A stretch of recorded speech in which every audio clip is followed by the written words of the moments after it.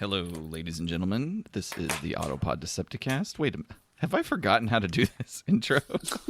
Wow. 133 episodes. I thought this was 132. No, the Flint. No, I've got it figured out, Ryan. That's not the real Aaron. That's a replicated Aaron. The real Aaron's in a crevice somewhere between his house and your house. Laying all splayed. Just dodging crystals. Megatron must be stopped, no matter the cost.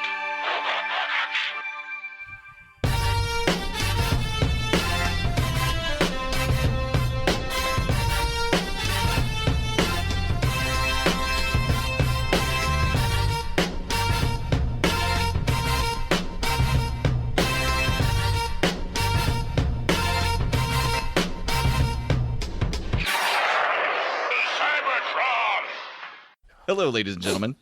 Welcome to the Autopod Decepticast, your bi-weekly podcast delivering an episode-by-episode breakdown of the original G1 series. This is your episode number 133, and today we're going to be covering episode 27, A Prime Problem. And, hey guys, remember that time I was a really punk-ass teenager and my mom was in a mental hospital and I was chased through the LA River on my motorcycle by a guy driving a tractor trailer and Terminator 2, introduce yourselves. I'd say 2/3 of that is actually true. Can you figure out which 2/3? Why don't you tell me which 2/3?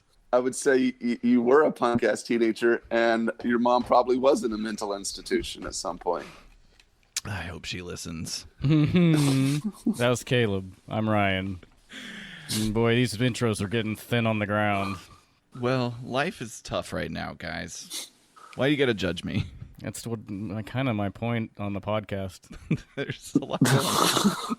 We've got Ryan and me together in a room. Caleb literally phoning it in. You want to go into that at all? Yeah, sure. Proceed. So I am waiting on COVID test results.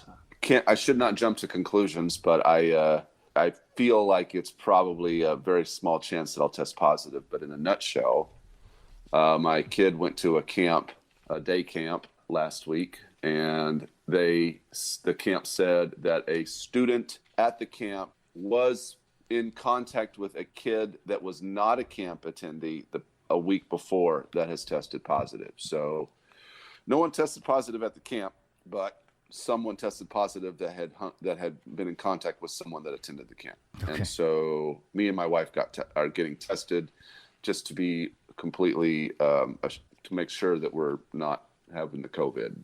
So we're keeping you as far away from us as possible. Caleb is over at his grandmother's house at Moonbase 1, and we actually are in Moonbase 2, a.k.a. my basement. Yeah. Wow. We've got so many satellite it's almost recording a studios bunker, now. Actually. I dolled it up a little bit, but I wish we could show the listener Ryan's basement, because it is one of the wonders of the world, not of the natural world. I don't feel like that was a compliment. It's one of my favorite places. It's really cool, but I could also see how people would be scared by it. I haven't been down in his basement in years. What's up? What's so interesting about it? To me, it's got all the random stuff he's collected over the years. It's just vintage lamps and statues and knights. There's the velvet painting I bought him so many years ago. No less than 3 cathode tube television sets. There's like 5 of them in here. Video game systems dating back to the Atari 2600. Well, most of those are upstairs in the good, because I play them. There's some broken ones down here. It does also have a bit of a ransacked apartment kind of feel to it. Like if you lived in a crack den. Or if you were living with a hoarder. If I was location scouting for a crack house, this downstairs basement would be a good spot. I'd pay Ryan to use it. What if you were a location scout for that show about hoarders? It's not that bad. It's not as bad as those shows, but I could see in 10 years that it would... Something to strive for, Ryan. I am not a hoarder. I maintain. You are not. which is what they say about themselves. All the people on those hoarder shows are in their 50s and 60s. You never have the 40-year-old hoarder. I have hoarding so I feel like tendencies. I feel like this is the starter kit here I before have me. I do have tendencies because I never want to get rid of anything because inevitably I will think of a use for it like a year after it's gone, and then I'm pissed off. Is that some kind of sequel to the 40-year-old virgin? We could write The script 60-year-old for? hoarder. the 40-year-old version. The what? The other thing about hoarding, it's not just that I don't necessarily like to throw things away either. It's not necessarily, this just did become the Ryan Judgement Hour. I know. It's not that you. I'm just pissed off that I'm not there, and I'm coming on too strong. I'm being too mean to Ryan. It's not just that a person would keep everything on those hoarder shows. I think it's also kind of how they keep it. I mean, I don't have That's the garbage. truth. I don't keep garbage like most of those do. That's the truth. No, I got a guy that lives 2 doors down from me, and actually he doesn't live there anymore, but by orders of the state. Yeah, he's actually he has a bench trial next month for animal cruelty. But, God. And I don't know if you want to hear about that I part. do not. Okay, I won't tell you about that part. But he was a true on hoarder. Like his house was completely full of stuff to the point where I guess he has some sort of income where he doesn't have to work. And his pattern is he buys a house, he keeps buying stuff, he fills up that house until he can't occupy it anymore, and then he gets a new house and basically abandons that one, but still still owns it but doesn't pay the bills or anything on it, and then he just moves to another house, and he's employed. I'm saying he has some sort of income. I don't know what that is, but I do not think he is employed. He has some sort of amount. He has some money somehow. I don't know. How do I get that gig? I don't know. I honestly, I'm not sure, but he bought a boat and it sat there. He bought it brand new and it sat there for like 5 years and was never used. Did he use it as a hoarding? What did he start hoarding stuff in the boat? You go in the cabin and it's just magazines and. I like the idea that you think it's like a big house, like a big houseboat with a cabin. Oh, is it more like a canoe? It's just like a bass boat. Yeah, it's just like a bass boat, like a I don't ski think boat. you know what boats are. Yeah, he went from a yacht. I know. Like a yacht. So it's what, like a canoe? Is it a kayak? An inner tube. It's an inner tube. Yeah. Is it a torpedo? Is it? No, but I guess real quick, he would buy a car. It would get a flat. And he did not want to go get the flat fixed, so he would just buy into the car. So he ended up having like 3 cars in his driveway that were just because they had a flat tire, and then the car would just ruin from sitting out there. Good Lord. And anyway, no, Ryan, such weird behavior. Ryan, you've got a lot of work to do to get to this guy's status, because that would seem exhausting to me. I know that the thing about Ryan, I know he'll never be that hoarder where when the people finally have their moment with him, the intervention, and he accepts it, that when they start cleaning out his house, you'll find just dead cats underneath a stack of old New York Posts. Well, do you want me to tell you about the? No, I already said no. That's what I saw on the show Hoarders. There was I've seen at least one where they found more than one carcass. Ryan, take off your headphones. No, let's move on. Okay. Hey, we'll transition right off this. Fuck, that's depressing as fuck. Let's get off this depressing topic and go to a more uplifting topic: alcoholism. Okay, Ryan. Yes. Do you have a cocktail of the week for me? I need it.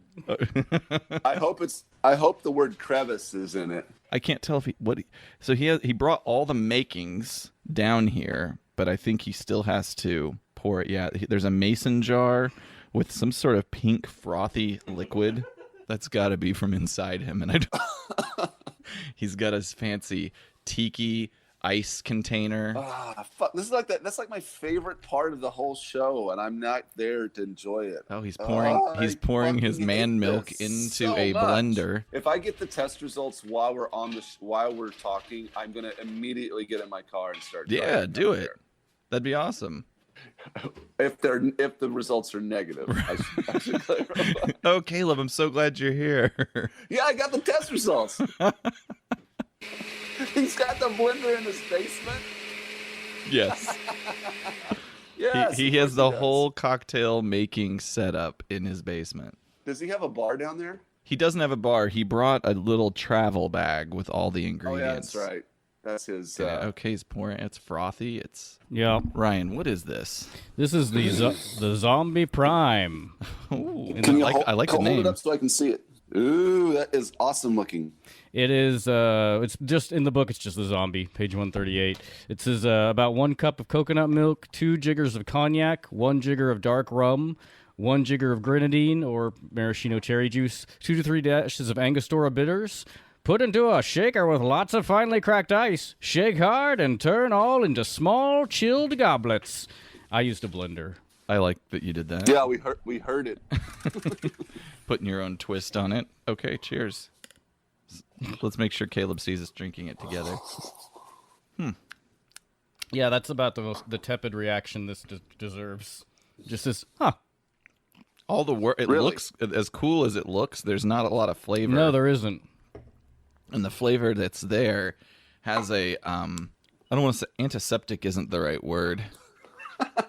It's as if, but it is as if you somehow made a drink out of Tums.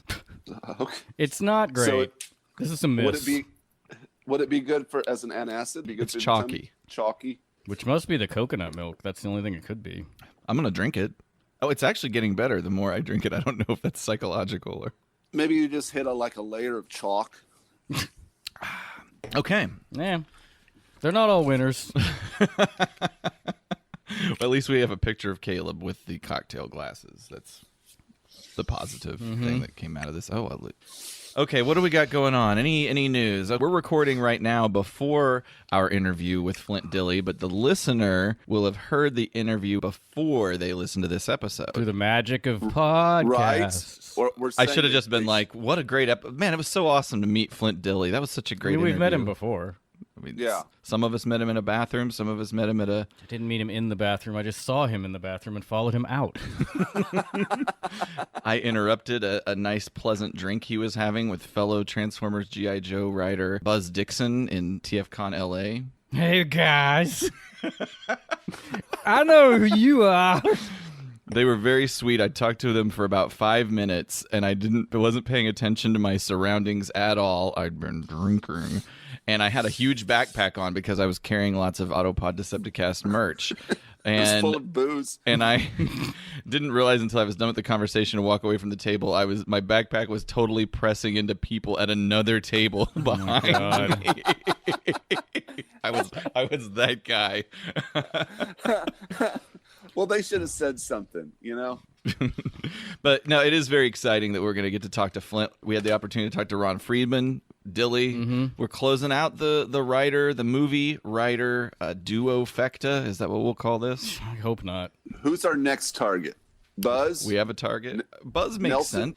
I'm going to attempt to get an interview with Ed Fruget. Oh, Vince DiCola would be great. Yeah. I'd be down for Yeah. Vince. Vince Yeah. D. All right, maybe we can go for that.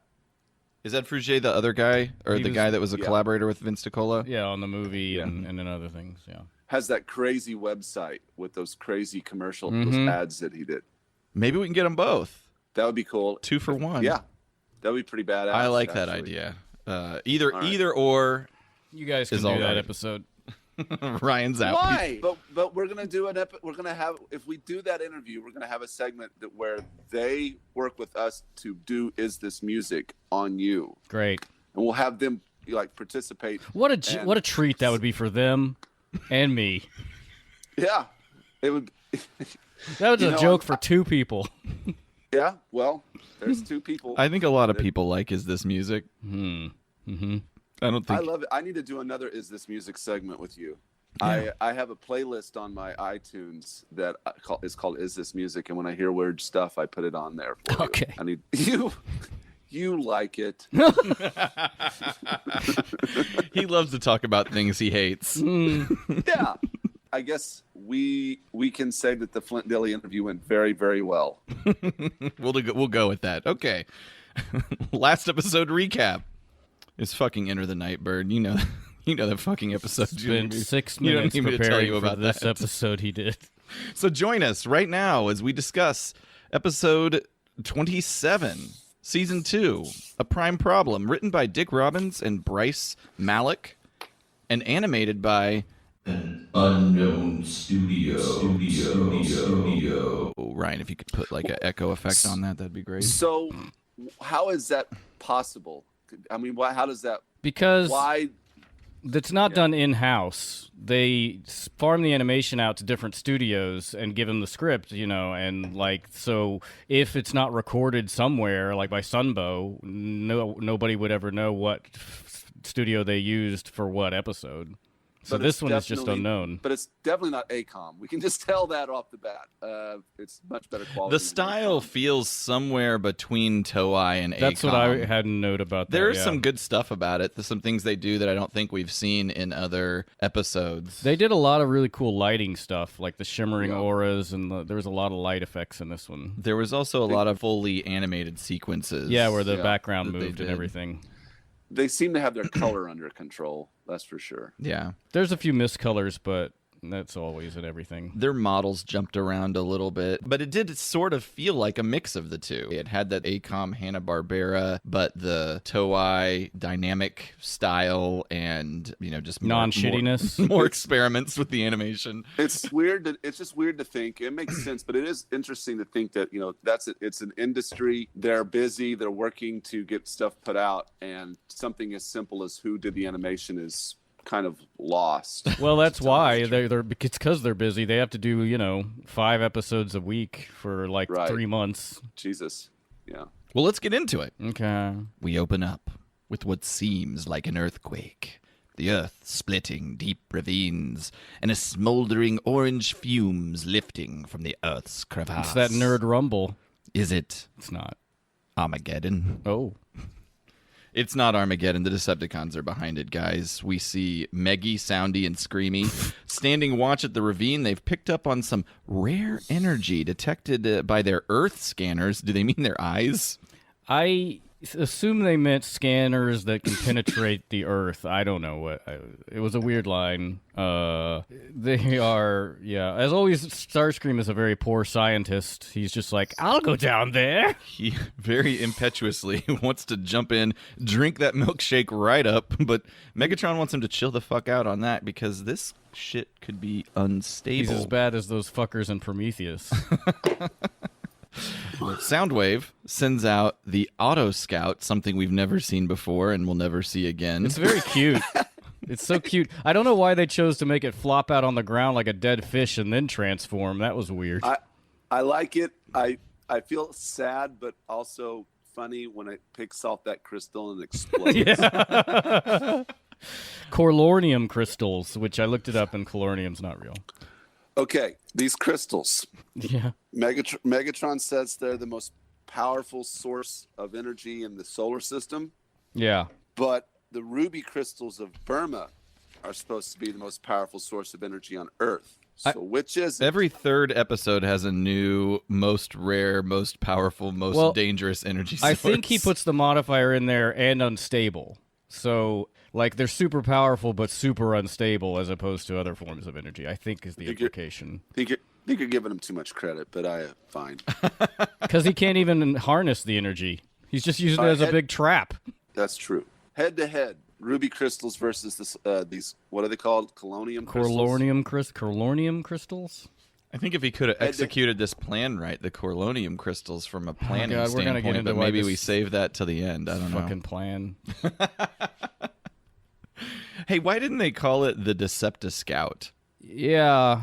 I mean, it's automated, I guess, is why it's called the Auto Scout. I think it's really cute. I think they should make a toy of it. Yeah, totally. Masterpiece. There are third-party interpretations. There of it. is I mean, we'll get to it, but there is the helmet in this that comes with one of the, I think, Masterpiece Megatrons. Mm-hmm. It do. Auto Scout is in the abyss. These crystals, which I guess have always been here in the earth, although they seem to grow really fast, so I don't know if they just sprung out. It's very unclear. But Starscream doesn't know what they are He's a scientist. He doesn't know what they are. He's told to step off. Maybe he's a Christian scientist. So he doesn't take aspirin when he has a headache. Or went to school. He just calls himself a scientist. So we're dealing, as Ryan said, with corlonium crystals, son. This shit is the most rare, dangerous form of raw energy in the solar system. So dangerous. Let's just move on to another scheme, Megatron said.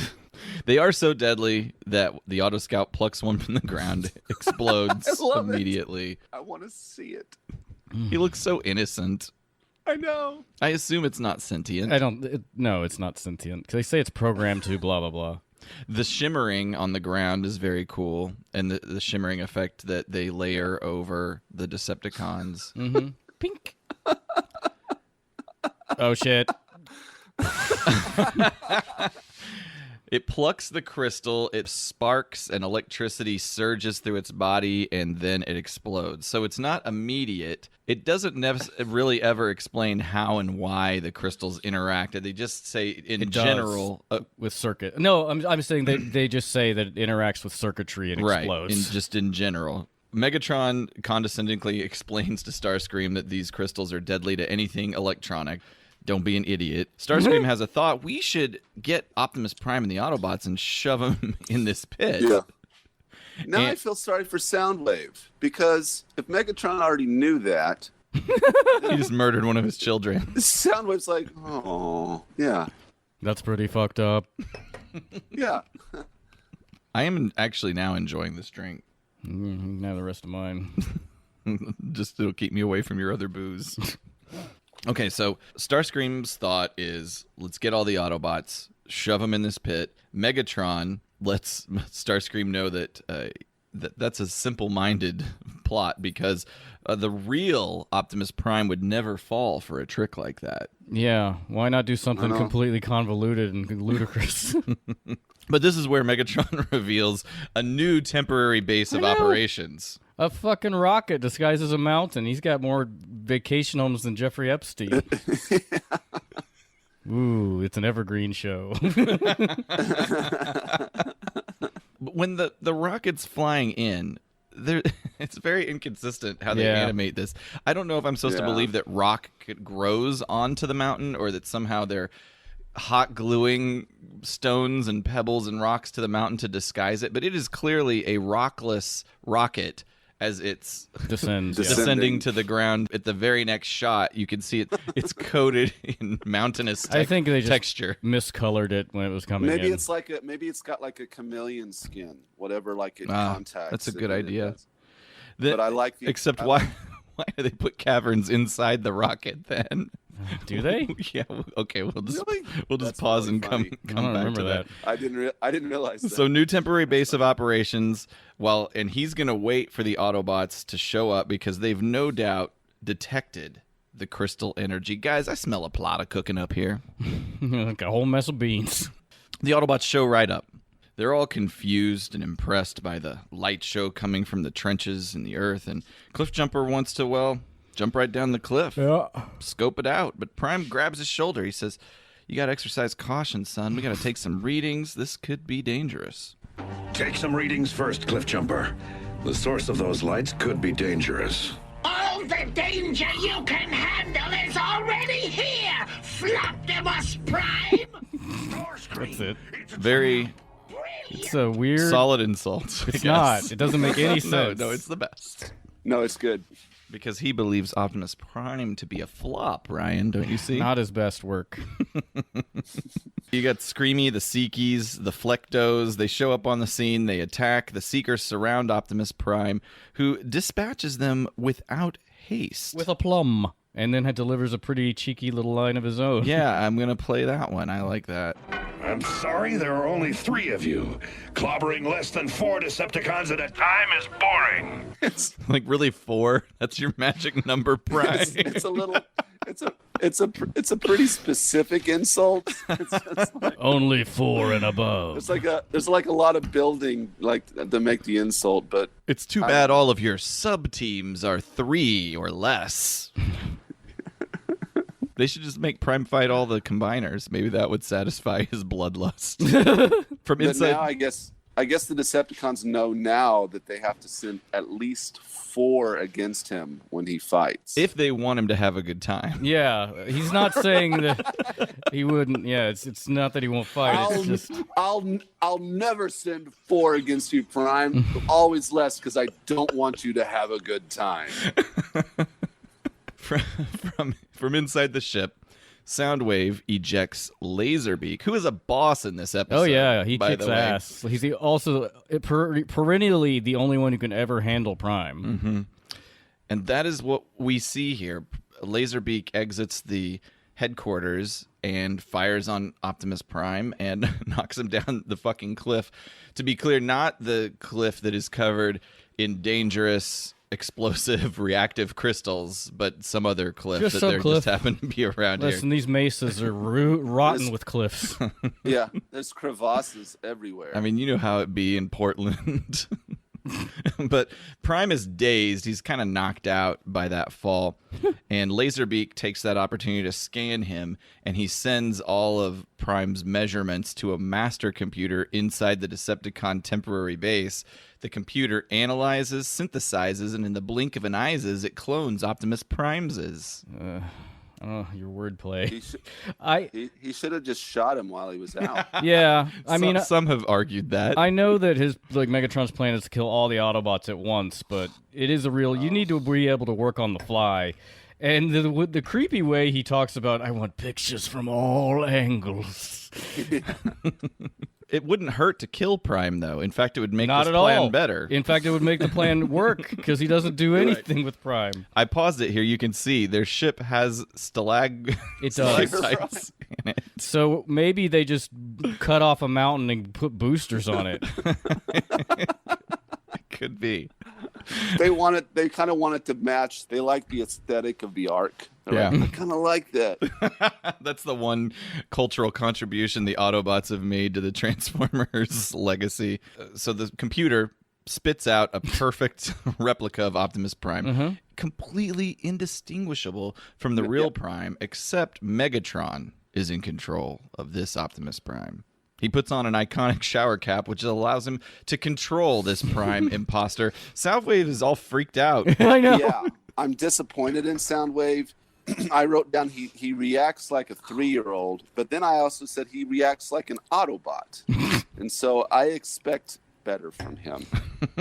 I don't understand why he's surprised. How is he not in on the plan? Megatron's been Megatron sitting never here talking about clones forever, though. I don't know. He's been The machine says like clone complete or something, and then the door opens. There's a big neon light that says Optimus Prime clone machine. Not on the real top. Prime.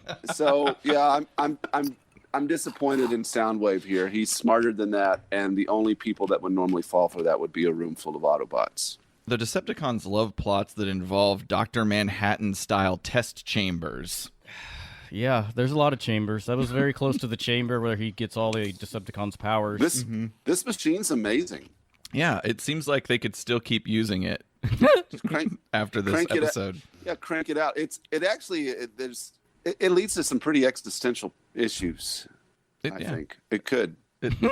For sure. The deceptive duplicate jumps out of the hidden headquarters and rejoins the battle below. After popping a few shots, the Seekers withdraw, and the Autobots are commanded by the fake Prime to return to base. Why? Yeah, if the Decepticons retreat, wouldn't you just continue your original investigation? That's my point. Like, why not have the fake Prime lead him into the crevice now and Yeah. explode them? You could easily Credits. do that. 6 minutes in, we're done. Then you wouldn't have all the hilarious hijinks back at the base. They also handled that are- in the most Autobot ass way possible. Are completely necessary.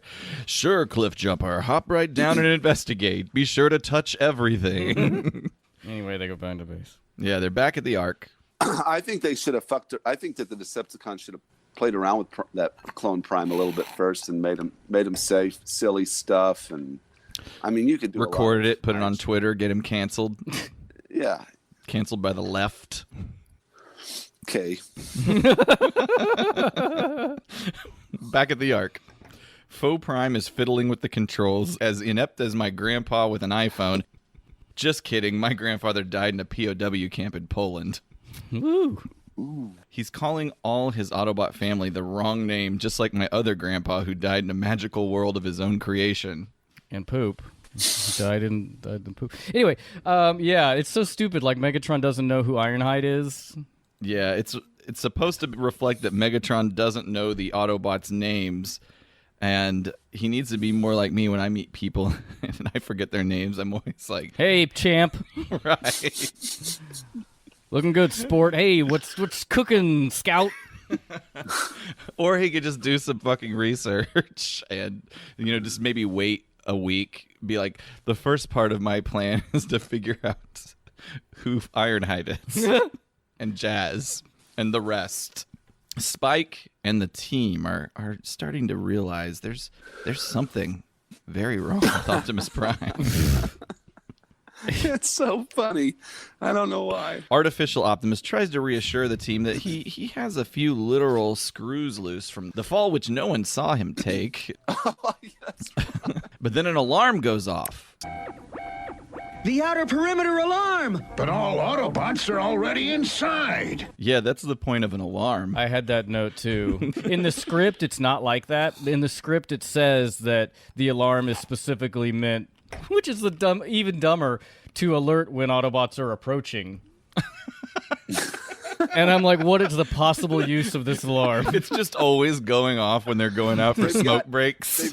They've got no alarm for when like Laserbeak flies into the base, but they've set up an alarm when Autobots approach. Yes. Jesus. I can't believe how much worse this is getting. Well, Jazz punches up an image from their ring that they have. At least they've got a ring. Mm-hmm. And who the fuck is this? Optimus Prime? Huh? What? Two of them. The counterfeit commander says, "Let him in. He's obviously a Decepticon. So let him in. We're going to string that bitch up." And that's where we go to commercial. I can't wait till we get to the tests. They're coming sooner than later. I want to make sure to address what Prime, the real Prime, says in his process of deduction in a minute. Okay, we go to commercial.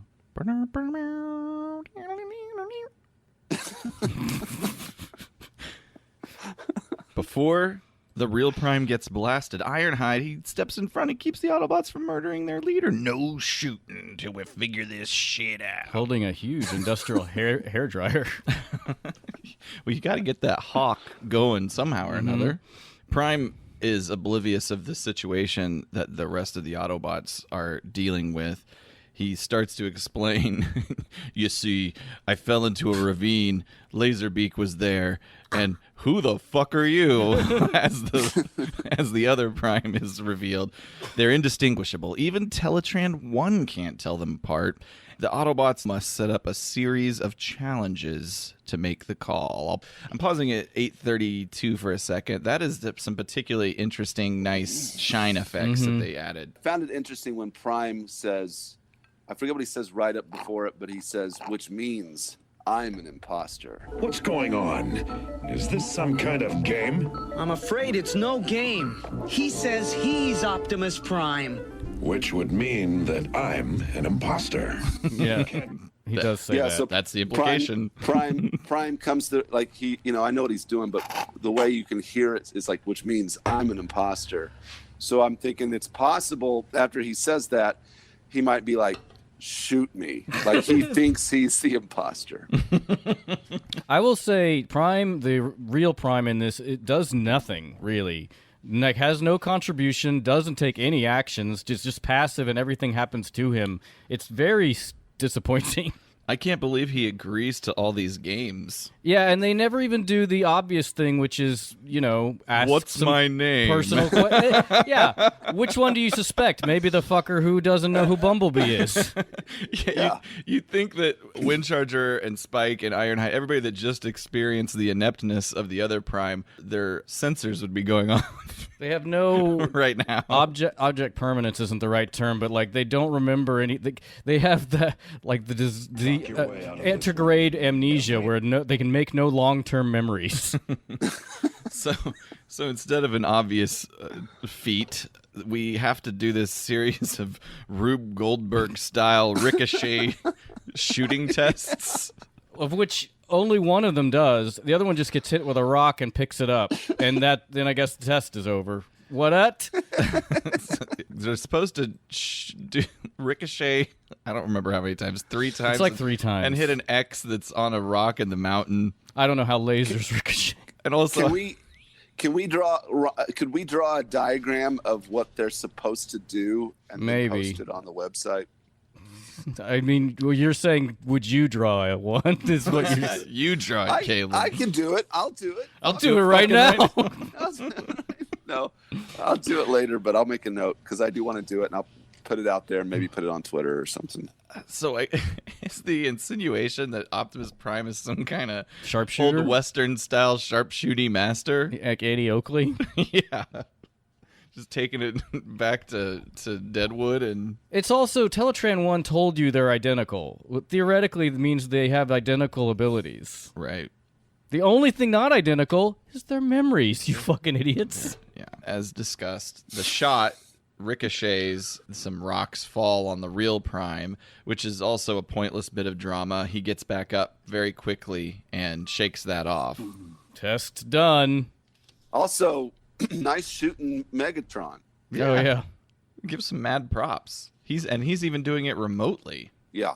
So then the only obvious other course of action is a race. Yep, let's have a race. We have to have a race. To the flats and back. They even transform the same. Now, it would be interesting if Megatron could not figure out how to remotely transform the clone Optimus, and what would that struggle and would he make excuses? The fall. I'm glad you I'm glad you paused it here at 10:38, Aaron, because once again we see Trailbreaker as an itty-bitty waist. Yes. I don't know that's about. His legs come together. I mean, for a huge-ass truck, it's just interesting. He got that gap, though, you know what I'm saying? Yeah, the thigh gap. The race is on to the flats and back. Much like the Autobot run, a cloud of speed-induced dust keeps anyone from seeing who the winner is. Yeah, the dust arrives before they do, somehow. And what took you so long? I don't know. My name's Spike, and I don't know who won. Those are some of the cartoonish elements that feel A-commie to me. We had 2 tests. I guess we're done. We can't figure it out. We're just all going to hang out together with our 2 dads. So we're back at the base. The Autobots are sad that their tests were unable to deduce the real Prime, but there's no time for that because Teletran has reported that energy that they abandoned back at the Crevasse is getting extra serious, guys. The crystals have grown to huge proportions, and I forgot all about this thing that was happening. And it's even more convoluted because Megatron is creating those false, it's not clear if they're false readings or if he's actually feeding energy to these things to make them larger. Oh, I don't even know where you got that. He says it. Oh, really? He says that Teletran 1 is misinterpreting the readings just the way I hoped he would. He's they're not really increasing in power or something. I completely missed that. Yeah, it's in there and dumb. And then the Ironhide takes command. Yeah, because of the Prime confusion, Ironhide is now the leader. Which shouldn't it be Jazz? And he's going to take everybody back to the canyon. The Crevasse. If you will. The Autobot chain of command is murky. 'Tis true. They march in, immediately fired on by the Decepticons, and a battle breaks out. Back at the temporary base, Starscream is gloating about their impending victory, but first Megatron explains that Pretendmus Prime must destroy a Decepticon to truly... gain the Autobots' confidence. Mm-hmm. And Starscream agrees that that's a really good idea. You're going to have to use some trusted warrior, somebody like Starscream? I feel like Megatron really purposefully makes Starscream misunderstand what he's going to do. Oh, you think? He's never liked to fuck with Starscream, guys. Come on. So yeah, he says that Starscream is gonna be the one to get shot and blown up by Prime, and Starscream's like, "Peace, I'm out." No way, man. Yeah. Starscream cowardly just ditches the scene, and we send Laserbeak out after him. Mm-hmm. The two of them battle it out a bit, and Spike and Windcharger notice what's happening, and they notice that they both emerged from a hole in this rocket ship-shaped mountain that's right next to the battleground. Laserbeak in this episode and in general is like the Carly of the Decepticons, just super capable. Like in this one, he kicks Starscream's ass and brings him back to the base. Just hauls him back, So arguably the second most powerful Decepticon. Yeah. The fight sequence between them is really cool. Yeah, it's very pretty neat. stylistic, the way Starscream fired his null rays from robot mode and the way Laserbeak fired on him and caused the disturbance on the ground. The It was very explosion. cool. Laserbeak takes down Starscream, drags him back to the mountain with Spike and Chargy sneaking in just in time to hear the whole plan that Megatron has going on. You may have a note about this, but what is the fake Prime doing while Megatron is handling all this shit with Starscream? Is it just standing immobile, not talking? Prime? What's wrong with him? Meanwhile, the Autobots are like, I still don't know which one is the real Prime. Yeah. Exactly. They would not. That's not enough to make them clear. I never thought about that. I thought maybe it has an autopilot mode. What would that be? I don't know. It just walks in circles, like an NPC in a video game. It's got preloaded comments that it makes. Bumblebee, come over here. Freedom. Megatron's behind this. Yeah. Transform and roll out. Making us roll out. The thought that Megatron would accidentally leave the helmet on and is just saying his whole plan through Optimus Prime's voice. And they're still like, well, I don't know who is the real one. I liked the idea that he just like handed the helmet off to like Rumble, and Rumble's just in control. How crazy that would be. And then you flash over to the real Prime and he's just smashing his fists in the ground. Or he's like going, got, like, I'm he's got, Optimus like, Prime. Boop-a-doop-a-doo. I think there's a good skit in the making here. Laserbeak drags Starscream back to the mountain. We know that.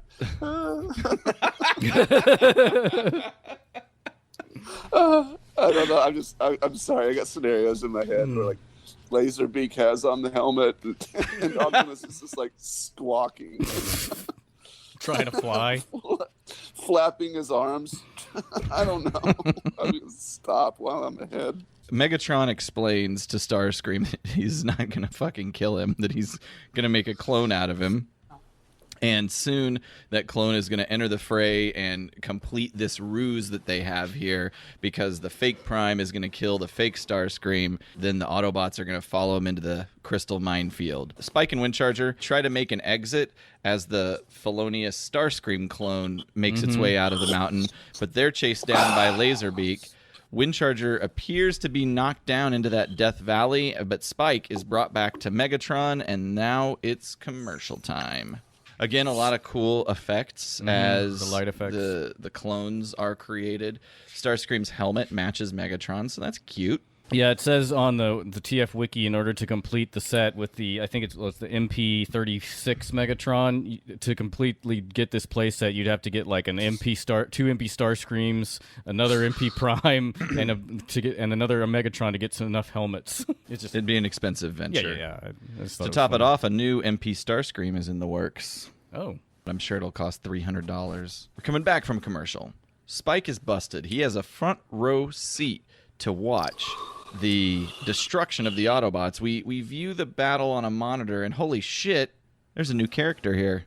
Mm-hmm. It's Warpath. Blink and you'll miss it. We get to see Warpath in the first incarnation of him. He doesn't have any lines, but I think technically Power Glide was already shown, but they'll show him. Obviously, he's going to be shown again later. don't think he was. On one of those extreme zoom outs, it's not a very good interpretation of him, but the shape looks right. It's like a faraway shot. Yep, there it is. Warpath getting Firing from his single titty.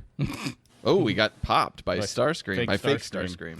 They all got popped. This is a great example of full animation. Yeah, the the backgrounds and the Prime moving. says to Jazz, who is kneeling, he says, "Jazz, hit the deck." Jazz then stands up and falls down. Fuck. I guess if he wants, he's like, if Prime wants me to hit the deck, I have to stand up and then fall down again. Okay. The battle rages at the cliffs. The setup for the showdown begins. The clone Starscream commands the Decepticons, hold your fire, so he can challenge the Prime Pretender to a one-on-one. The loser and his troops must leave the area forever. I'll take this one. This is the one I want to fight. This picks the fake one, obviously. There's a bit of a battle. Yada, yada, yada. The third-party Prime takes a shot in the shoulder, but ultimately gets the jump on Star Scam and destroys him. See, this is why there are no intros. You're spending all your time on wordplay within the episode. This is more fun. Mm-hmm. I do like it. Well, that 2/3 of you. Yes. Oh, he's just being a jerk for the sake of being a jerk. What? I do like the scene where he gets killed. It just happens so quickly. I almost feel it like a real death. I mean, he just explodes. Crumbs! Victory is mine!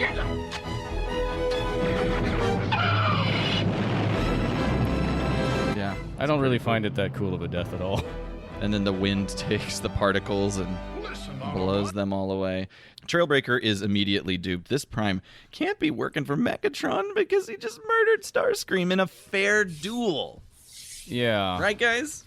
So this is another opportunity where they should have had the fake Prime kill the real Prime, but they just don't seem to be able to. This is, again, I think Megatron is just not able to kill Prime because he can't, subconsciously, he cannot live without him. Yep, I agree. Fake Prime orders his troops into the ravine, which you remember is full of explosive crystals, and despite the genuine Prime's pleas, the Autobots Don't sheepishly do it. march towards their death.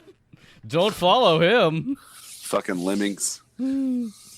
At this point, Windcharger Yeah. emerges from the crevasse and explains that they should not go down there because it is certainly not a death trap. And the only reason he's alive is because he transformed before hitting the crystals. His rubber tires saved him. The second time that's happened in Transformers Yeah. history. Also, Spike has totally been kidnapped by Megatron. We gotta go save him. For a second on the tires. So this episode was not written by the same people who wrote A Plague of Insecticons, which was Douglas Booth, where the tires protected the Autobots from Insecticon lightning attacks. Was this show were these two episodes sponsored by Firestone? Because tires have magical properties in the world of the Transformers. There's like Michelin ads in between. Yeah. Yeah. So anyway, Carbon Coptimus is like, fuck you. fuck Windcharger. Forget about Spike. Follow me and we'll go kick Megatron's thick chrome ass to the next star system. Well, that's that. The real Prime would save Spike with no delay, so they turn and just fire on the soulless clone, knocking him into the ravine below. The crystals play very weird, almost pointless role in this episode. I guess they're the, MacGuffin or whatever, but it's just this episode's very weird, with the plot points and the motivations. Mm-hmm. And the lack of investigative curiosity. Yeah. They really want to check out these crystals, but we don't have time to ask any probing questions. Megatron is mega muddled over the fact that his clone just got canceled. They gotta get the fuck out of here. So they take off in their mountain rocket.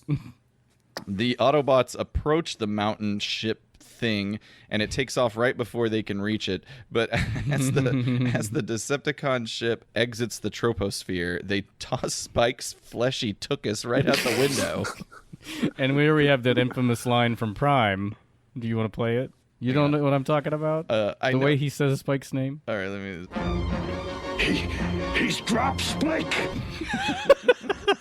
It's very well delivered. The way he says it, I don't know if you caught it, Caleb. He says, he's dropped Splik. Is that how he says it? Yeah, he says What Splik. sounded like Spike to me? No, he says Splik. He's dropped Splik. It sounds a little splicky. All I can hear is Splik. Maybe that's a hint that is still the Megatron. That's still the clone Prime. I'm sure there's some fan fiction about that. And yeah, here we get Power Glide gets his first, maybe second appearance, first appearance, but definitely the first line. The Autobots are horrified at Megatron's action, but luckily, welcome to the series, Power Glide. But at the same time, Power Glide kind of toys with Spike. It's while weird. He's falling. Yeah, it's weird. He flies Like, past him, whoop.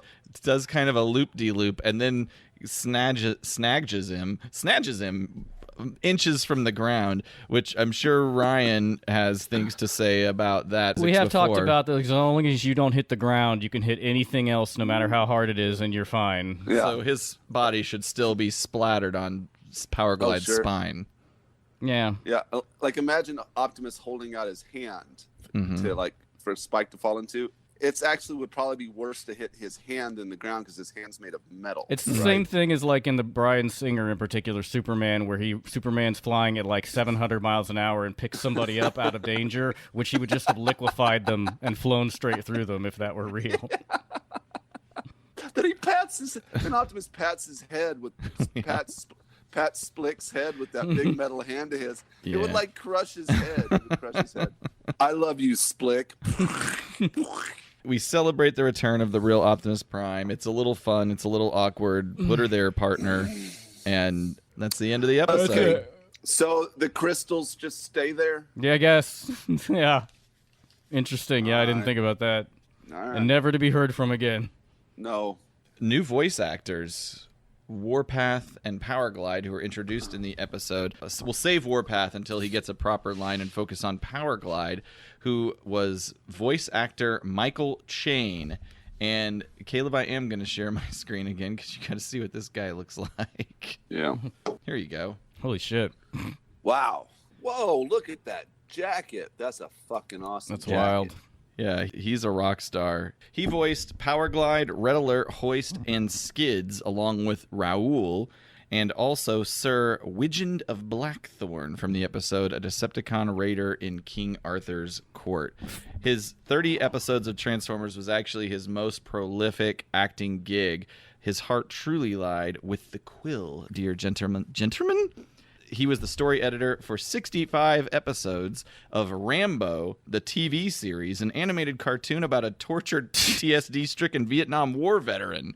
That's the 80s. Yeah. For the listener, he looks like Guy Fieri's brother with a leather jacket with tassels and blown out hair. And there's also like daisies or something embedded in the leather jacket. I want that jacket. That's a badass jacket. Pretty odd. And his hair looks bleach blonde. He looks a little like a thicker Billy Ray Cyrus. I wonder if we can find him on social media anywhere. Is he still alive? I think he's still alive, yes. He was producing something called the Chain Comedy Hour as recently as 2016, but I can't find it anywhere on YouTube or even it's mentioned on IMDb, but I can't find any other evidence of it existing. But the Rambo show, just as a side note, it had voice actors from the Transformers. Transformer alumnus Neil Ross was the voice of Rambo. Alan Oppenheimer voiced Colonel Samuel Troutman. Other notable voices that were on Rambo included Peter Cullen, Frank Welker, Ed Gilbert, and Michael Bell. Also, Jack the King Kirby designed a character for that show. Back to Michael Chain.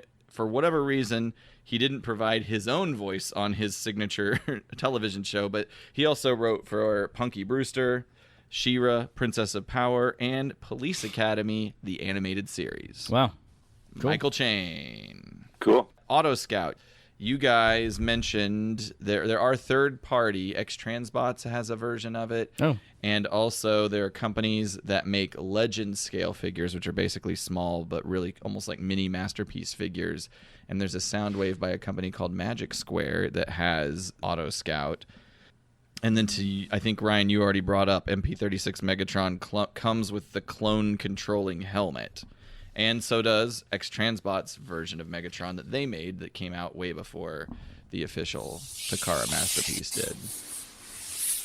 So now you got that. Cool. You want to talk about In the real world. Is In the Real World a stupid name for this segment? Too late. Okay. It's aired October 2nd, 1985. In the American Top 40, we're still in dire straits limbo. So I looked at the overall Billboard year-end Hot 100 singles for 85, and I picked out Sheena Easton's Sugar Walls. Ooh. Because I love the completely sterile description on Wikipedia.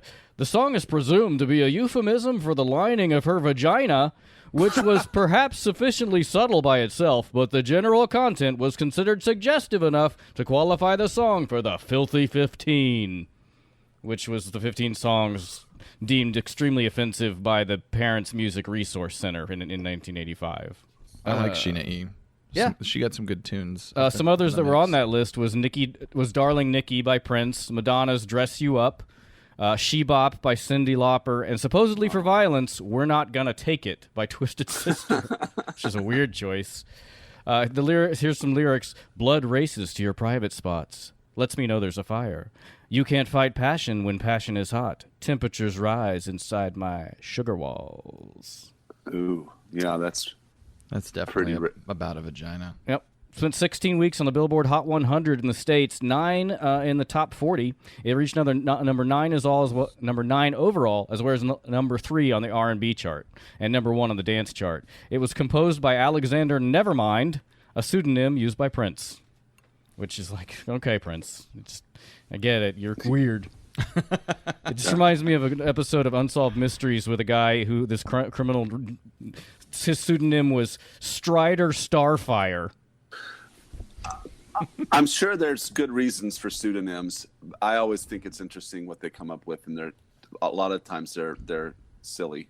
Paul McCartney did the same thing. I wonder if there's a legal thing, if it is about avoiding contracts with people that Possibly. they don't want to share money with. So, number 1 at the box office was Commando, which was a number one that we covered this before. So I picked another number 1 from earlier in the year, which is Witness, a neo-noir crime drama starring Harrison Ford, Kelly McGillis, and Lucas Haas.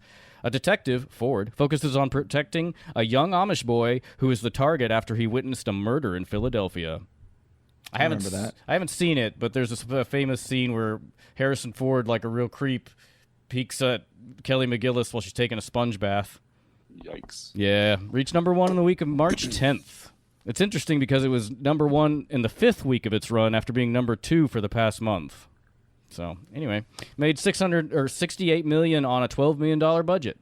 So, not too bad. And It's good. It takes it's really good. It's a good movie. I like it. I haven't seen it. But it takes place, a lot of the filming took place in Intercourse, Pennsylvania, which is formerly Cross Keys, Pennsylvania. It was changed the name in 1814 to Intercourse, and nobody seems to know why. Although this whole county, It's Lancaster, like the Unknown Studio. is it? Yeah. I don't know what that is. That's the studio that made the episode we just watched. Oh, Lancaster County, Pennsylvania, where this is in particular, seems super horny because here's some other town names: Blue Ball, Gap, Fertility, Mount Joy, Littitz, Bearville, and Bird in Hand. Yeah. Bird in There's- hand. There's a lot of What repressed, kind of bird? This is Cockbird. repressed Amish sexual expression. Yeah, well, yeah. Sounds like you've done your research. He's on. I was- Have you seen Amish I was- Girls? I was just That yeah. documentary series on Pornhub. How come there is no Amish porn? There's not real Amish. I mean, the people who make the. Although that's Mormon Girls. Never mind. I'm sorry. They're ex-Mormons and they make porn.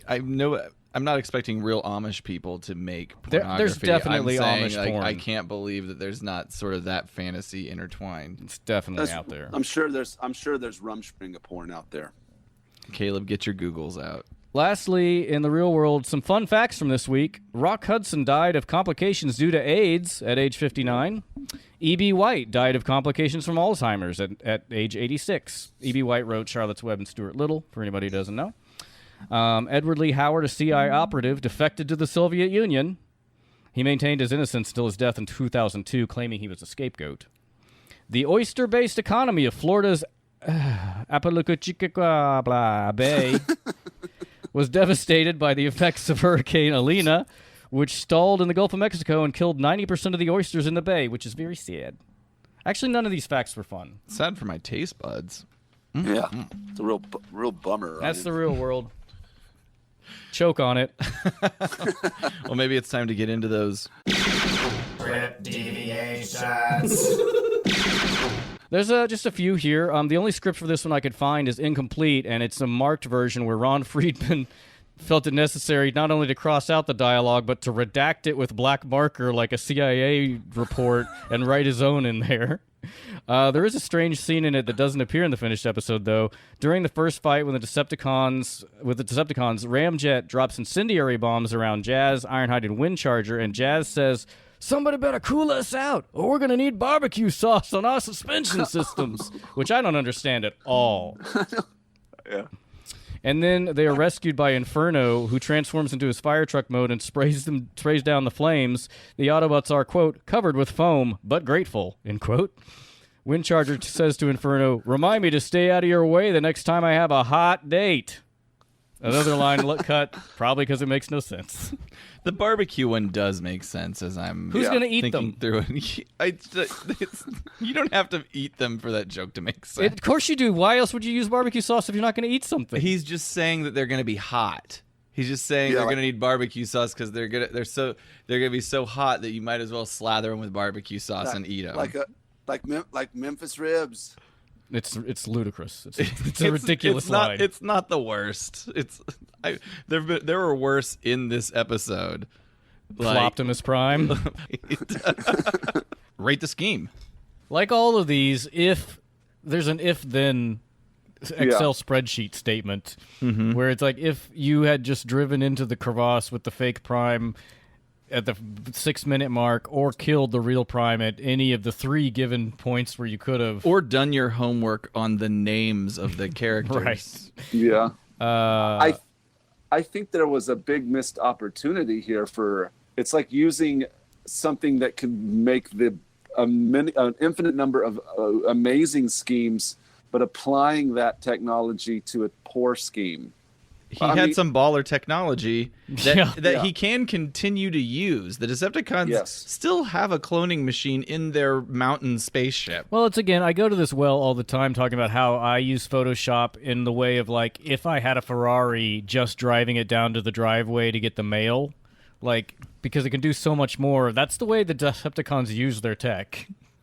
I don't think this is an original thought. They could create a clone army of Optimus Primes and send it to Autobot headquarters and just wipe them all out because the clone was everything that Optimus was, strength-wise, etc. I guess the reason behind that, which is never articulated, but in my mind it would be like it's too energy draining and the material heavy. We got enough for 2 clones. Yes. So are you going to give it a number? 4. I'll give it a 3. I say idea is an 8, execution is a negative 456. There you go. That's better. The only reason this got anywhere, though, is because the Autobots were so idiotic, including Optimus Prime. Yep. It shouldn't have gone anywhere if any of them had asked them a question. Right. Asked any questions. I think the only true winner in this whole episode is Laserbeak. Laserbeak pulled off, did everything. Bested Optimus Prime. Bested Starscream. Yeah, that's it. Man. MVP. Laserbeak's an unsung hero. Yeah. Also, the little, this is not related to rating the scheme, but the little camera that comes out of his head is very similar in design here more than anywhere of the one in the movie. We can. I'm the ghost of the iconic moment. You know. I didn't find anything particularly iconic about this, except the whole "we must have a race" line, because it just has spawned a bunch of memes. I didn't realize that was a meme until I didn't either. The research to this show in it, but yeah, apparently when 2 things are similar, so I'm told we must have a race. Right. I like that. I thought the fucking helmet was the most iconic thing because it's so silly. Do they have to wear a helmet? I mean, It seems you wouldn't necessarily need a helmet. I even like the got- helmet. It's even got the little microphone that Yeah, goes around the side. I It's like a the game- helmet. Yeah, it's like a gaming headphone. next time on the Autopod Decepticast.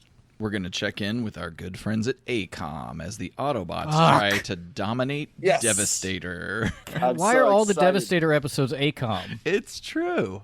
Fuck you. All right, we'll hunker down, everybody. If you'd like to support us, feel free to do so via Patreon, where we've got several levels with several fun bonuses depending on your decided patronage. Great. I hope we get some Squarespace commercials. or visit the APDC store at our website, autopoddecepticast.com, where we've got posters, buttons, all kinds of sundries. Actually, just those two kinds of sundries. Yeah, and if you're a Patreon member, you'll get that stuff anyway. Oh, we didn't talk about booty boxes. We're inching so much closer to the booty box line. The boxes are showing up at my house next week. Okay, cool. I've got And- some stuff to give you today to take and put in there. And the art materials are almost done. I'd say we're maybe a month out. From when? This will come out like the end of July. We are recording on what, July 11th? 11th. Okay, yeah, well, a month from July 11th to Well, shipping. Hey, everybody, shipping. take that with a grain of salt. Yeah, that. Well, why do we even tell And people? some of you I don't know. And some of you are international. I can't calculate the way these logistics are going to work. All I know, We're going to put it in a bottle and throw it into the ocean. Yes, all I know is everything I've got a is not. dirigible. I've got a dirigible. We're gonna send it over. Everything is COVID's fault, okay? Not our fault. We're not procrastinators. Certainly not us. We're not slow creators. We've never not done this before and are It's- just figuring it out. It's just, I mean, Caleb is on his deathbed right now with COVID. You can't expect us to get these booty boxes Well, out. I don't know. We're recording this on the 11th. I don't know what's happening when this comes out. You'll know by tomorrow. We'll give everybody an update. So I think we'll come out hopefully- August 3rd, I think is when this comes out. that's right. Oh yeah, yeah. I'm just getting ready. I'm just excited for my test results. And it's weird. It's just weird. I don't know how to feel about it. We're all going to get it. We're probably all going to die. We live in the United States, Oh. and, we doing it right when it comes to fattening that curve. Yeah, So ridiculous. Wear a mask, everybody. yeah. It's easy. Well, we're definitely bringing this home on a high note. Apple Podcasts, Stitcher, Spotify, Jesus. Google Play, and TuneIn. If you're an Apple Podcast user, please leave a review. And, of course, interact with us on social media, Twitter, Facebook, Instagram, all of them at APodDcast, and the web presence, autopoddecepticast.com. How come .com was never a thing that pornography websites could use? I'm pretty sure it is. Like, well, I don't know. I know that you can now. I believe you can now do a dot anything. I feel like all Jump on that, Aaron. of those websites should transfer. I'll put APTC After Dark. Thanks, everybody. Bye. Bye. Bye.